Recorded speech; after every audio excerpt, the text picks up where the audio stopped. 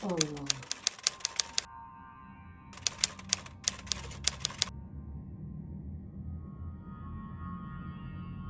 Assalamualaikum warahmatullahi wabarakatuh.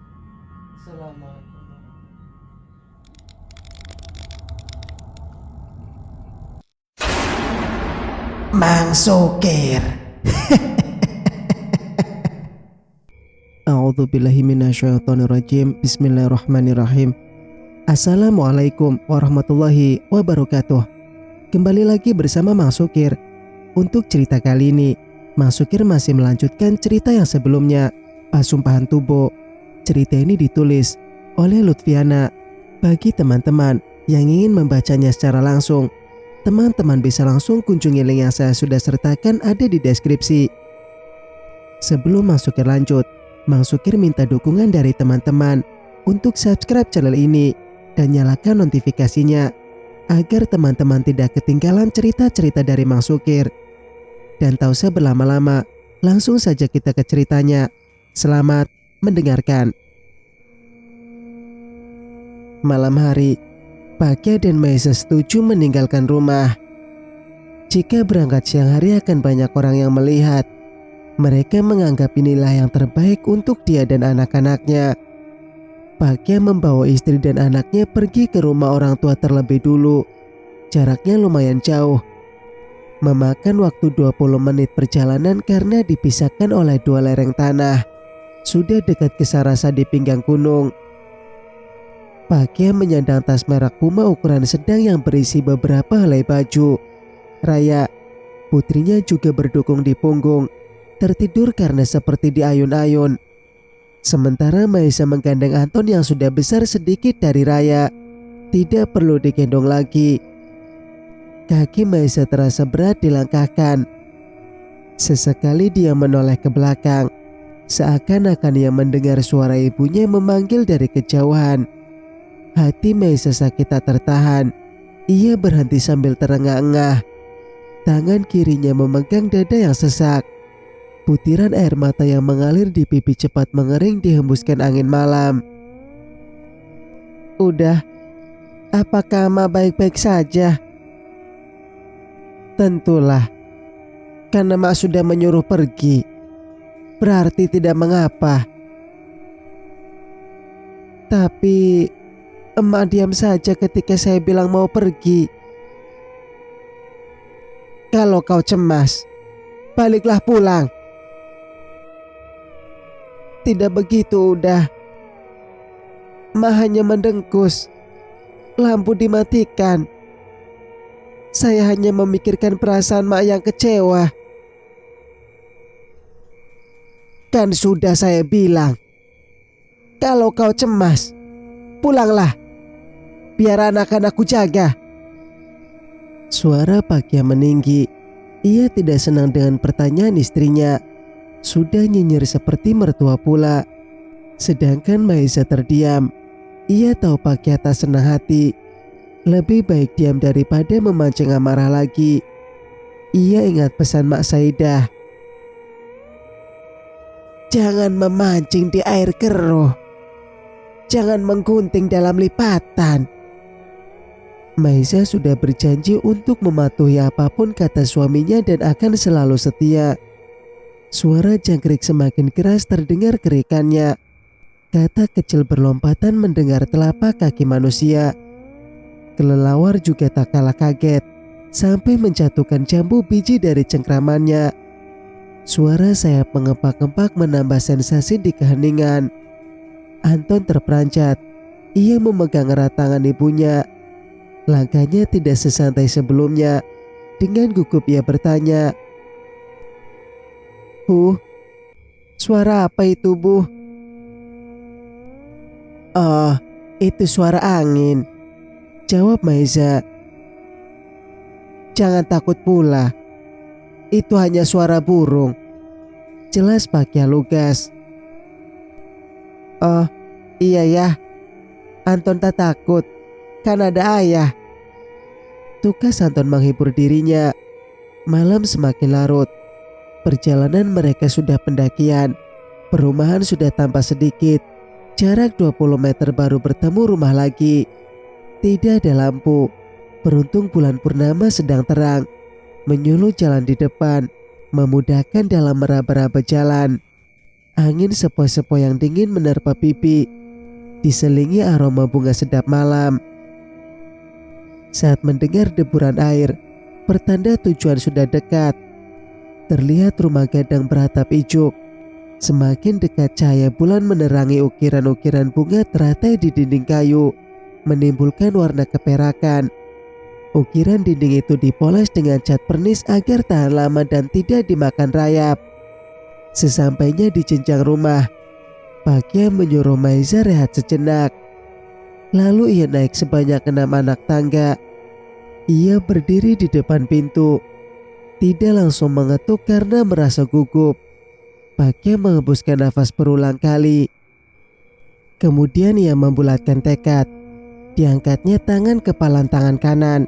Diketuknya pintu dengan buku jari tengahnya. Pertama-tama tidak ada sautan. Bagja mengulang lagi, sampai terdengar langkah seperti terseret. Tak lama setelah itu, bunyi cuitan dan gesekan. Pintu pun terbuka. Seorang wanita seusia Maiza memandang heran. Udah. Mata mengantuk Zainab membeliak. Ia melirik jam sudah menunjukkan pukul 1 dini hari. Boleh Uda dan Uni masuk ke rumah?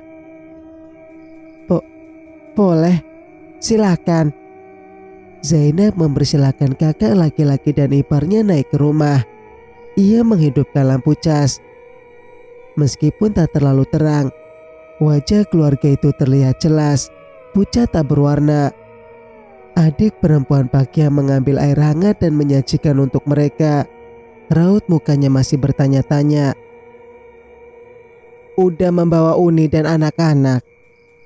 Besok pagi pergi ke Ngalu. Jadi, ditolong sama Malin mencari orang yang mau mengambil sawah itu? Tanya Bagja. Jadi udah, ipar dari ayahnya anak-anak yang memagang. Jawab Zainab.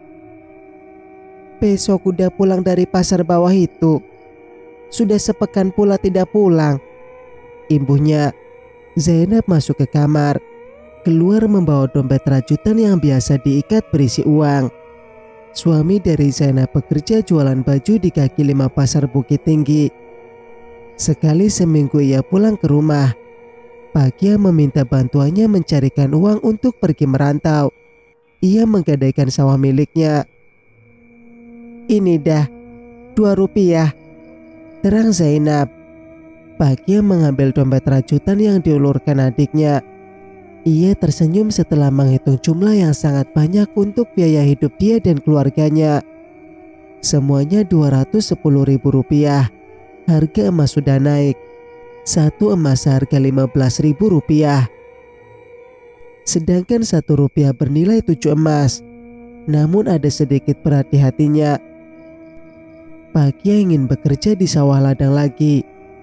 Tidak ada harta miliknya untuk digarap kecuali menyewa lahan orang atau menebus tanah yang sudah tergadai. Ia juga tidak dapat seenaknya memakai harta orang tua yang diolah Zainab. Sementara harta tanah punya Maiza sudah dikuasai Paman Palindih. Orang Sumando tidak berhak menjual atau menggadai harta istrinya. 1 jam lamanya mereka bercerita. Maiza izin beristirahat. Ia tidur di samping Raya. Bagja juga memeluk Anton. Tidak sabar menunggu pagi datang. 4 beranak tidur nyenyak di anjungan. Keesokan harinya, sayup-sayup sampai azan subuh berkumandang. Tetapi di halaman suasana masih gelap. Matahari masih lama terbitnya. Bagja sudah terbangun. Ia pergi mencuci muka. Pori-pori wajahnya kecut setelah disiram air. Hampir sedingin es. Sedangkan Maiza membangunkan Anton dan Raya. Mata kedua anak itu masih berkedap-kedip. Sebentar sudah tidur lagi. Ia tidak tega memandikan mereka di pagi buta. Air hangat dingin. Embun masih pekat. Jangankan sudah mandi sebelumnya, alamat akan menggigil kedinginan. Begitu juga Zainab. Ia tengah sibuk merebus air minum. Asap bekas kayu bakar mengepul lalu keluar dari celah angin di loteng dapur. Tidak lama menunggu, air pun mendidih. Zainab membuatkan kopi dan teh untuk saudaranya tersebut. Dah, Uni, minumlah dulu selagi hangat. Nanti di jalan dingin. Iya, terima kasih. Bagja dan Maisa menikmati hidangan. Anton dan Raya juga ikut makan. Bagja ingin jam 6 sampai di Batu Gadiang. Mereka dapat tumpangan naik pick up dan segera sampai di Ngalu, daerah yang berdekatan dengan Pakan Raba. Malin, suami Zainab, sudah menyewa sebuah rumah kecil di sana. Zainab, baiknya kami berangkat. Nanti telah dapat mobil. Menunggu lama pula. Iya, Dak. Uni, hati-hati. Bagja dan Maisa bangkit. Ia mengambil tas Puma. Zainab memberikan sedikit makanan dalam kresek hitam untuk Anton dan Raya. Anak-anak, hati-hati ya. Patuh sama ayah ibu, pesan Zainab pada anak tuanya. Iya, Bi, jawab Raya duluan. Anton tersenyum dan menyalami bibinya. Kedua anak tersebut melambaikan tangan dan mengikuti langkah orang tuanya. Perlahan sinar matahari menerangi langit. Embun juga berangsur-angsur hilang. Jalanan masih sepi. Hanya satu-satu berpapasan dengan orang lain. Selama 30 menit berjalan, mereka sampai di Batu Gading. Benar saja, jam 6 sampai di sana. Mobil pickup sudah standby menanti. Penumpang baru 4 orang. Datang Bagja dan keluarganya bertambah jadi 8 orang. Tidak lama menunggu, orang yang akan pergi jualan banyak datang. Mereka naik ke mobil dengan barang jualan. Mobil pun berangkat pergi. Maisa bercanda dengan anak-anaknya. Hatinya lega, tidak ada beban. Bersemangat menyongsong secercah harapan. Singkat cerita, sementara di rumah Gadang, sudah 2 hari suasana hening. Jendela rumah tertutup. Cahaya lampu juga sudah padam. Biasanya Maisa sudah memasak pagi-pagi. Asap mengepul ke udara. Kini tidak ada tanda-tanda. Tidak ada suara anak-anak yang berlari di halaman. Hening. Keadaan tersebut membuat Mak Wotini penasaran. Ada apa gerangan yang terjadi di dalam rumah? Ia naik ke jenjang dan mengetuk pintu, tetapi tidak ada sautan. Berulang kali ia mencoba dan memanggil lagi. Sama saja hasilnya. Perasaan perempuan itu jadi aneh. Mungkin ada sesuatu terjadi dengan keluarga adik sepupu, pikirnya. Mak Wotini segera pergi menemui Rena. Emaknya si Cuki tukang buli, meminta tolong berikan pesan pada Mohtar. Rena menyanggupi.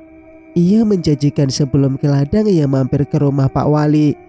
Sesampainya Rena di Batu Gading, ia langsung menuju ke rumah mertua Mohtar Palindekayo. Ternyata Pak Wali tersebut sudah berangkat ke kantor. Akhirnya Rena menyampaikan kepesan Mak Wotini pada istrinya. Bu Wali bergegas ke kantor Nagari menemui suaminya yang kebetulan sedang ada rapat pemekaran Nagari. Suli bersikeras memanggil dan langsung menyampaikan semua yang disampaikan Mak Wotini tanpa terkecuali.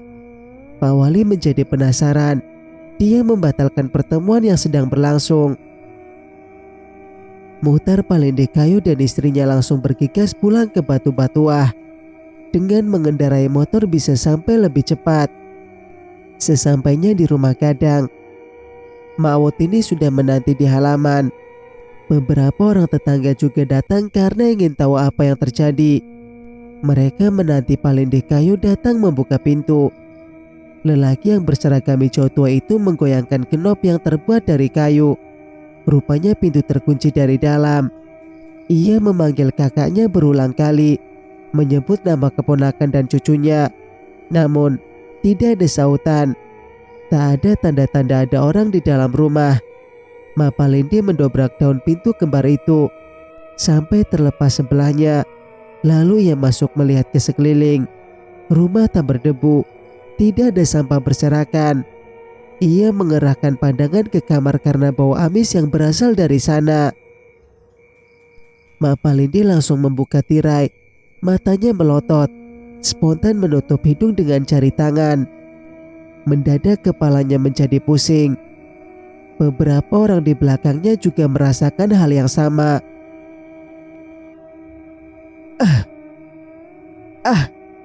Astagfirullah. Mereka serentak bergumam saat tubuh Mas Saida terbujur kaku di kasur. Tangannya terlipat sempurna, tetapi wajahnya sudah membiru. Bercak-bercak darah yang sudah menghitam berserakan di lehernya. Mereka tak berani mendekat, lalu berkumpul di halaman. Saling bercerita tentang hal yang mengejutkan. Kemudian Muhtar Palindi Kayu mengurus jenazah kakaknya.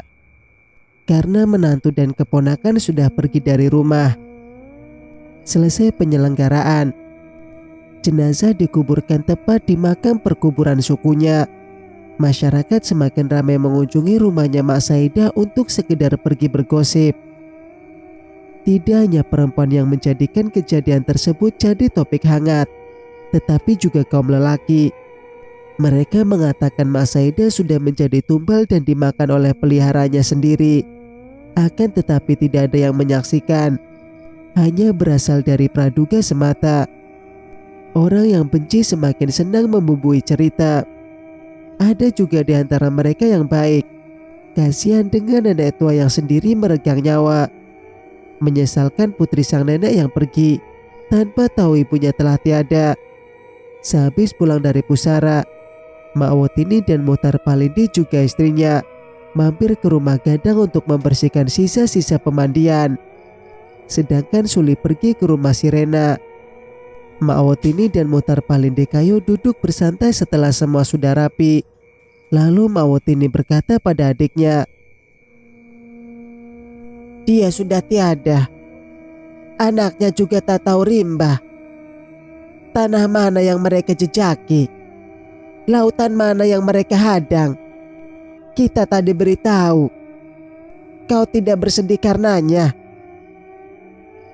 "Uni, begitulah saya bingung kenapa Maiza memilih lari dari emaknya. Bagaimanapun jahatnya saya pada Uni Saidah, saya tak tega melepas dia pergi seperti ini.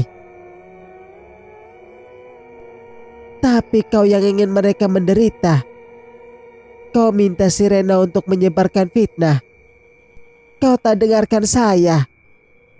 Mawutini menyalahkan Muhtar atas apa yang terjadi.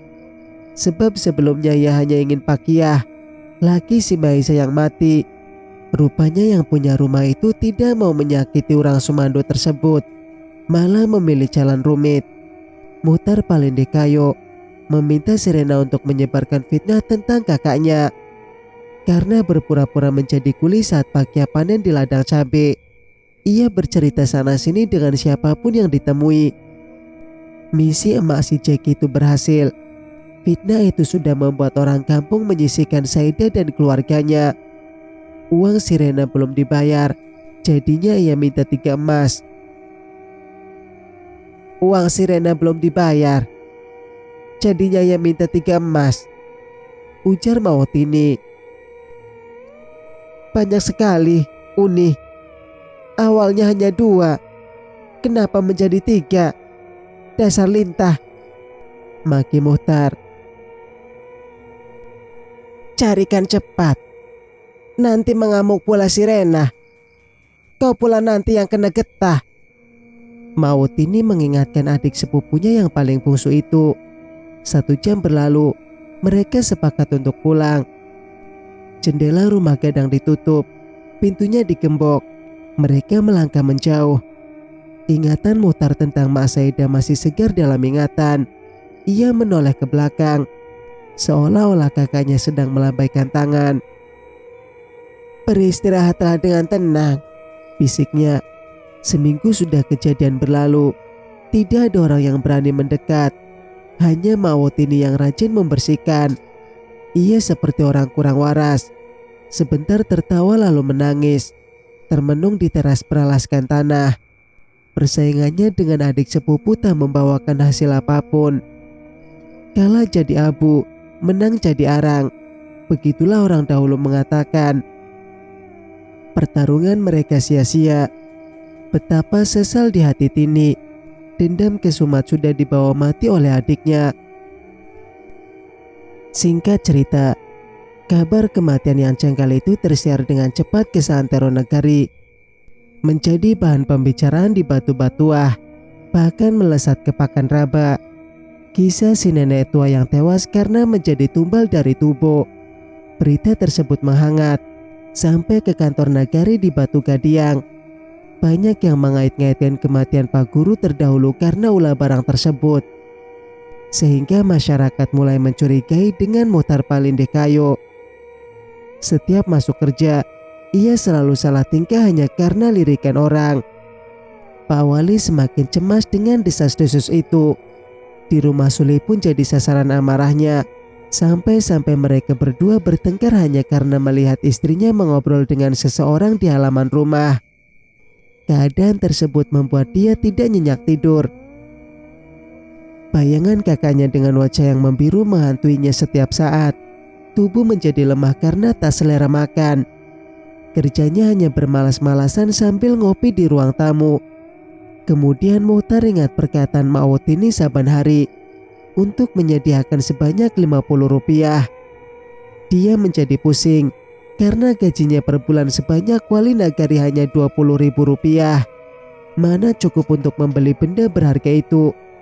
Oleh karena upahnya bulan ini belum cair, uang sebanyak itu juga tidak ada. Ia berniat meminjam emas punya Suli. Dek, udah pinjam emas kau itu ya. Sedang perlu uang nih. Perlu buat apa sama udah? Adalah, nanti ada kembalikan. Nanti udah kembalikan setelah keluar upah. Tidak bisa. Sudah meminjam banyak sekali, tak satu pun yang dikembalikan. Suli tetap bergeming. Ia tidak mau meminjamkan cincin emasnya. Sehingga Muhtar naik darah. Saya banting tulang untuk kau. Kenapa kau sangat perhitungan? Tetapi kerja kerasmu adalah hasil dari menganiaya orang. Rena mengatakan padaku, ia minta uang jatah. Kedok Muhtar akhirnya terbongkar. Sungguh si Rena tak dapat dipercaya. Ia menjadi semakin emosi melihat istrinya yang juga keras kepala. Menyesal saya menikah denganmu. Udah kira selama ini saya tak menyesal. Saya sangat menyesal. Hidup saya sia-sia selama puluhan tahun dengan lelaki mandul sepertimu. Apa kau bilang? Muhtar bangkit dari duduknya, mendekati Suli dengan tangan kanan yang sudah terangkat. Harga dirinya diinjak-injak oleh istrinya sendiri. Dia tidak bisa mentoleransi semua ucapan itu karena sudah tersinggung. Kau ini. Muhtar hampir melayangkan tangan di pipi Suli. Perempuan arogan itu tak mengelak sedikit pun, malah menentang balik suaminya.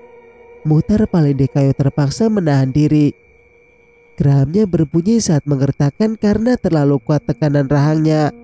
Matanya memerah saga. Ada bias-bias air di sudut mata. Bibirnya bergetar seperti akan menyampaikan sebuah kata, tapi tidak diungkapkannya. Kemudian Muhtar Palindekayo kembali menguasai diri, memilih pergi dari rumah. Ia mengendarai motor dan melaju dengan cepat, meninggalkan Suli yang merasa telah menang. Singkat cerita, di negari Ngalau, petak-petak sawah sedang banyak genangan air. Bekas pembacakan kerbau masih tampak jelas di lumpur yang mengendap. Bulan Juli ini musim menanam. Hamparan permadani hijau membentang luas dari bagian arah gerbang sampai ke dekat perbukitan. Karena Ngalau adalah daerah yang dataran dan jauh dari kaki gunung. Tetapi jika sudah ke bagian nagari ujung Ngalau, begitu orang menyebutnya, karena berada jauh dari keliling perbukitan yang tinggi. Ada satu kurang yang cukup ekstrim. Dari arah ufuk barat nagari ujung Ngalau, ada sebuah pondok sederhana ukuran 4 kali 6 cm, tetapi berada di tepi jalan tanah. Meskipun masih berdinding anyaman dan beberapa icuk, lantainya pun terbuat dari belahan bambu yang dihaluskan. Pondok tersebut berdiri kokoh. Pada bagian ujung dekat jendela kecil ada gulungan kasur kapas berwarna pink motif bunga. Aroma masih baru dan selimut tebal. Berbunga juga terlipat rapi di atasnya. Di dekat pintu, beberapa alat dapur lengkap seperti piring, gelas, sendok dan cerek. Jika melihat bagian luar, ada ruang bagian samping yang dijadikan dapur kayu. Di sana asap mengepul karena baru saja dipadamkan. Seorang wanita terdengar suaranya memanggil nama anaknya. "Raya, Anton, sudahlah bermain tanah. Mandi lagi. Ibu rebuskan air biar nggak terlalu dingin." Kedua anak yang dipanggil segera berlari ke asal suara, mendekati ibunya. Maiza menoleh saat anaknya datang. Matanya melotot, lalu geleng-geleng kepala karena melihat wajah Anton dan Raya sudah belepotan tanah sampai kotor pakaian mereka juga. "Ya ampun, sudah kotor lagi bajunya. Masuk ke sawah lagi kalian?" "Udah mencari belut, Bu. Ada lubang dekat pematang." "Pasti ada. Ia bersembunyi di sana," jawab Anton. Maiza menjawari hidung Anton dan Raya. Kedua anak itu tertawa. Maiza melepas pakaian mereka, lalu mengguyur tubuh keduanya. Setelah mereka mandi dan berpakaian bersih, Maiza menyiapkan sepiring nasi dan ikan nila goreng. Maiza merasa tak enak menciumi aroma makanan itu. Ia merasakan kram di perutnya, hingga ingin muntah. Selagi mereka makan, Maiza menghindar untuk mencari udara segar. Barulah ia merasakan baikan. Penyebabnya karena Maiza sedang mengandung 3 bulan, hamil anak yang ketiga. Anton dan Raya sebentar lagi akan mendapatkan adik bayi mereka. Maiza sudah bahagia hidup dengan keluarga kecil, meskipun selalu berkekurangan. Tak semewah ketika ia masih di rumah gadang. Maiza ikhlas demi suami dan anak-anaknya. Anton sudah hampir 9 tahun, sedangkan Raya sudah 5 tahun. Mereka tidak dapat bersekolah karena sulitnya kehidupan dan sekolah dasar juga sedikit. Hanya ada di perbatasan Ngalau dengan Pakanraba. Tak mungkin Maiza menyuruh anaknya untuk berjalan kaki sejauh 4 kilometer. Setiap hari, ia mengajari anaknya menghitung dan mengeja nama mereka sendiri. Hanya Anton yang cepat menangkap pelajaran, sedangkan Raya hanya bermain-main saja. Tiap hari Minggu Maiza selalu melihat ke ujung jalan. Apakah truk pickup melewati rumahnya dan membawakan berita gembira? Oleh karena ia tinggal di nagari paling terisolir, transportasi hanya sekali seminggu datang berkunjung. Singkat cerita, sebulan sudah berlalu. Pakya sudah pergi dari kampungnya, tinggal di nagari orang. Ia bekerja sebagai kena truk pickup dari Ngalau ke Pakanraba. Di ujung Ngalau, hanya sedikit penduduknya. Rumah gadang bisa dihitung jumlahnya. Hanya pondok-pondok kecil, karena mayoritas di sana adalah pendatang. Pakya tidak mengizinkan Maiza dan anak-anaknya pergi ke tempat keramaian, karena ia menjadi trauma dengan perlakuan orang-orang. Termasuk kabar kematian ibu mertua. Sengaja ia sembunyikan dari Maiza, karena ia tidak ingin istrinya berubah pikiran. Lalu terjadi lagi perdebatan di antara mereka. Segala hal keperluan ia sediakan untuk istrinya. Sekali seminggu ia pulang membawakan makanan lezat dan pakaian. Ahad ini adalah jadwal Pakya pulang. Semua penumpang sudah diantarkan ke alamat. Hanya tinggal ia bersama sang sopir. Mobil berputar ke arah ujung negara Ngalau. Perjalanan pulang jadi terhambat karena hujan lebat. Sang sopir merasa sudah biasa menjadi raja jalanan. Ia tak peduli jalan licin. naas mobil mereka tergelincir masuk ke dalam jurang sedalam 7 meter. Truk pickup itu terguling-guling sampai ke bawah, dinanti oleh batu cadas di dasarnya. Bagja dan sang sopir tak sempat menyelamatkan diri. Mereka terjepit di tempat duduk masing-masing. Mereka menyebut-nyebut nama Tuhan. Ketika sudah dalam keadaan terjepit, memohon agar diselamatkan. Bersambung. Nantikan kelanjutan ceritanya di video berikutnya. Mas Sukir pamit. Wassalamualaikum warahmatullahi wabarakatuh.